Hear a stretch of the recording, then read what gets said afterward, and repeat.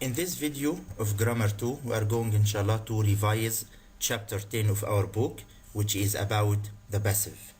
Today we are going to make our revision through some examples. We will have 7 examples through which we are going to explain the rules of the passive. In the first example, we have this sentence: many people begin new project in January. In this sentence, we have the subject, many people, and I have the verb, begin, and I know that this verb is in the present simple tense, okay? And I have new projects, this is the object, and then I have in January, this is the complement of the sentence. In order to change the sentence into the passive, I have to start with the object, which is new projects. Then I'll bring verb to be in the same tense of the verb. Then I'll put the verb in the past participle.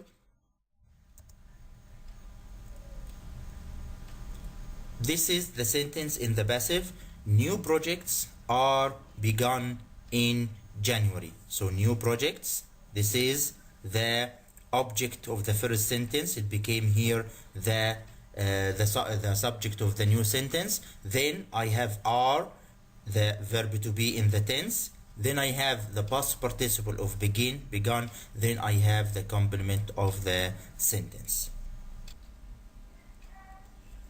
In the second example, we have the sentence: they make shoes in that factory. In this sentence, we have the subject, they.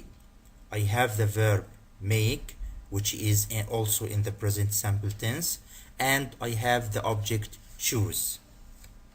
When we change the sentence into the passive, we have the sentence: shoes are made in that factory. I started the sentence with the object of the first sentence, which is choose. Then I brought are as the verb to be form that goes with the tense of the verb, and I change the verb into the past participle. That I put the rest of the sentence, this is the complement in that factory.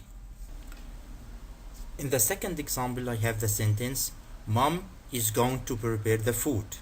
In this sentence, I have a new combination of the verb, that because I am using is going to plus the infinitive form of the verb.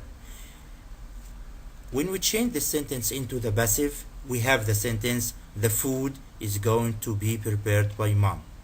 This means that I started with the object of the verb, which is the food.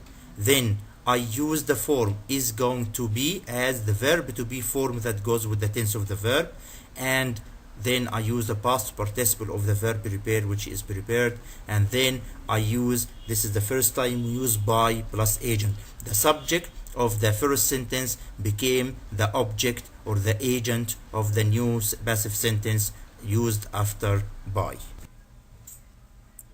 In example number 4, we have the sentence: we will have to examine you again.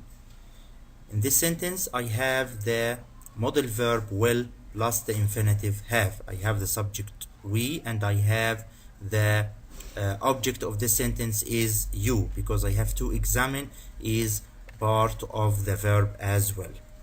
When we change the sentence into the passive, we have the new sentence: you will have to be examined again. I started with the object of the first sentence, which is you, and then I used the verb to be form of will have to, which is will have to be. Then I use the past participle of the verb examine, which is examined, and then I put again at the end of the sentence.